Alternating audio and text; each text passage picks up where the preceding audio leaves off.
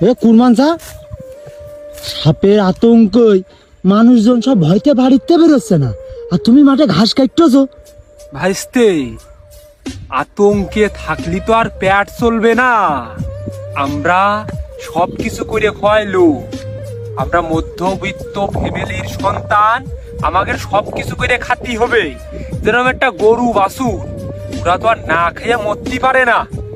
আর আমরা দিন মজুরি যারা গরিব ঘরের সন্তান, তারা কয় বেলা হচ্ছে ওই টাকা দিয়ে ঘাস কিনে আমরা সেই ছাগল বাঁচাবো, ঘাস কেটে নিয়ে যাব, ছাগলের খাতি দেব। আর ওই গাছের এই যে ভাইপার যে সাপ না, ওই সাপ কিন্তু ওই ফেসবুকেই বেশি দেখা যাচ্ছে। তুমি আমার মতো এরকম সাধারণ মানুষ কইরা দেখেছো কদিনই? না, আমি দেখিনি। হ্যাঁ, তাহলে ওই আতঙ্ক সৃষ্টি করতে মানুষ, এর জন্যই সমস্যা।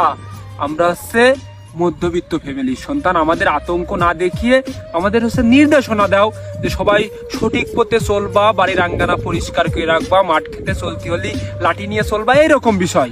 ঠিক তো ঠিক ঠিক। বেশি জ্বালিয়ে না, আর ঘাস কেটে নিয়ে যে গরুর খাতি দিতে হবে। ও আচ্ছা আচ্ছা।